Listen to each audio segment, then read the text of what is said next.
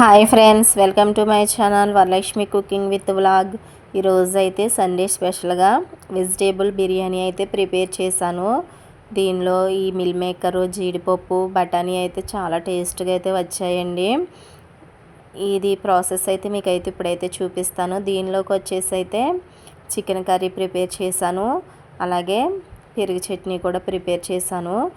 ఇప్పుడైతే దీనిలోకి కావాల్సిన పదార్థాలు అయితే చూసేద్దాం. 2 బంగాళదుంపలు, అలాగే 2 క్యారెట్లు, 2 ఉల్లిపాయలు, ఒక 10 లేకపోతే 8 లోపు అయితే పచ్చిమిర్చిని అయితే తీసుకున్నాను. 2 టమోటాలు కూడా తీసుకున్నాను. 1 నిమిషం పాటు గోరువెచ్చని వాటర్లో నానబెట్టిన మిల్ మేకరు, అలాగే 1 కప్పు జీడిపప్పు, అలాగే గ్రీన్ బఠానీ అండి. ఇది నైట్ అయితే నానబెట్టుకునేది. ఇదైతే పచ్చిది కాదు, డ్రై బఠానీ కాబట్టి నైట్ అయితే నానబెట్టుకున్నాను. ఇదైతే ఉదయానికైతే నానిపోతుంది. ఇది వచ్చేసి అల్లం వెల్లుల్లి పేస్టు, 1 కట్ట కొత్తిమీర, 1 కట్ట పుదీనా అయితే కట్ చేసుకుని అయితే పక్కనైతే ఉంచాను. ఇప్పుడైతే బిర్యానీ సరుకులు కూడా చూసేద్దాం. ఇవైతే బిర్యానీ సరుకులండి. ఇవి వచ్చేసి 2 తవల బియ్యానికి అయితే బిర్యానీ సరుకులండి. ఇవి వెయిట్లో వచ్చేసి అయితే కేజీ బియ్యం అండి. వీటిని అయితే ఇప్పుడు శుభ్రంగా వాష్ చేసుకుని అయితే కొంచెం వాటర్ అయితే ఉంచుకుని పక్కనైతే పెట్టుకోవాలి. ఇప్పుడైతే ఒక గిన్నెనైతే పెట్టుకున్నాను బిర్యానీ కోసమని. దీనిలో 2 టేబుల్ స్పూన్స్ నెయ్యినైతే వేసాను, అలాగే ఒక 3 స్పూన్ల ఆయిల్ కూడా వేసుకున్నాను. ఇలా అయితే ఆయిల్ నెయ్యి వేసిన తర్వాత ఇదైతే హీట్ అవ్వాలి బాగాను. ఇదైతే హీట్ అయిన తర్వాత అయితే ముందుగా అయితే జీడిపప్పును అయితే ఫ్రై చేసుకోవచ్చు. ఈ ఫ్రై చేసుకున్న జీడిపప్పును అయితే పక్కన పెట్టుకుని అప్పుడు ప్రాసెస్లోకి అయితే వెళ్ళిపోవచ్చు. జీడిపప్పు అయితే లాస్ట్లో వేసుకోవచ్చు. ఇలా ఫ్రై చేసుకుని పక్కకు తీసేసుకుంటే ఇది అలా కొంచెం ఫ్రై అయింది కదా. ఇప్పుడైతే దీన్ని అయితే పక్కకైతే తీసేసుకోవాలి.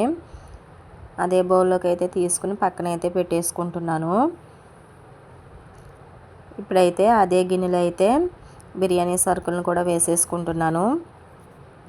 బిర్యానీ సరుకులు వేసుకుని ఈ ఫ్రై చేసుకున్న తర్వాత అయితే దీనిలోకి ఆనియన్స్, బంగాళదుంపలు, టమోటా, పచ్చిమిర్చి, క్యారెట్ ముక్కలను కూడా వేసేసుకోవాలి.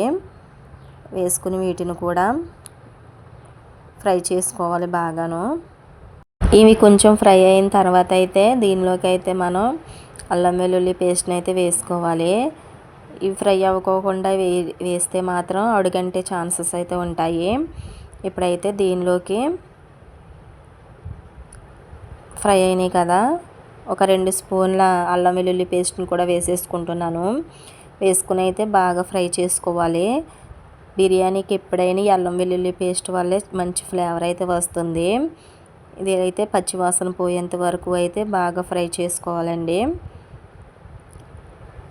ఇది ఇలా ఫ్రై అవుతుంది కదా, ఇలా ఫ్రై అయ్యేటప్పుడు అయితే చూపిస్తున్నాను కదా, బఠానీ కూడా వేసేసాను. మిల్ మేకర్స్ని కూడా వాటర్ అంతా రిమూవ్ చేసుకుని ఇలా అయితే వేసేసుకున్నాను. ఈ రెండింటిని ఒక్కసారి అయితే బాగా కలుపుకోవాలి. ఇలా కలుపుకుని ఇవన్నీ 1 నిమిషం పాటు అలాగా వేయించుకోవాలి. ఈ మసాలా అంతా వీటి ముక్కలకి అన్నిటికి పట్టేలాగా బాగా వేయించుకున్న తర్వాత అయితే సాల్ట్ కూడా వేసుకుంటున్నాను. ఇలా సాల్ట్ వేసిన తర్వాత ఒక 1/2 స్పూన్ కారం కూడా వేస్తున్నాను. ఎందుకంటే మిల్ మేకర్ చప్పదనం లేకోకుండా ఉండడం కోసమని కారం వేసి ఒక్కసారి కలుపుకుంటే ముక్కలకైతే కారం బాగా పడుతుంది. ఇప్పుడైతే ఇదే గిన్నెతో 1 గిన్నె బియ్యం అయితే వచ్చాయి, 2 తవల బియ్యం. దీనికైతే కొలత వచ్చేసి 2 గిన్నెల వాటర్ అయితే వేస్తున్నాను. ఇలాగ ఇవన్నీ మగ్గిన తర్వాత వాటర్ కూడా వేసుకోవాలి. ఇదిగోండి, ఇప్పుడు కొత్తిమీర, పుదీనా కూడా వేసేసి ఒక్కసారి బాగా కలుపుకున్నాక అప్పుడైతే వాటర్ కూడా పోసేసుకుంటాను దీనిలోనే. అదే గిన్నెతో అయితే 2 గిన్నెల వాటర్ను కూడా వేస్తున్నాను. ఇదిగోండి, 2వ గిన్నె వాటర్ కూడా వేసిన తర్వాత అయితే దీనిలోనైతే సాల్ట్ అయితే సరిపోయిందా లేదని ఒకసారి అయితే చెక్ చేసుకుంటే, ఒకవేళ సాల్ట్ సరిపోకపోతే కనుక సాల్ట్ అయితే ఇప్పుడే యాడ్ చేసుకోవాలి.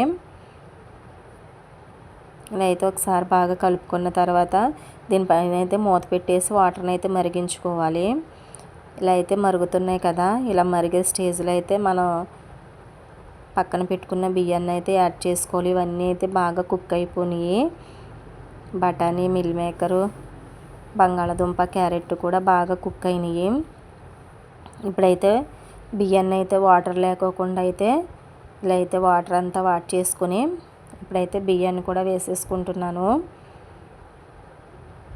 ఇలా బియ్యం అన్నీ వేసుకున్న తర్వాత ఒక్కసారి బాగా కలుపుకోవాలి.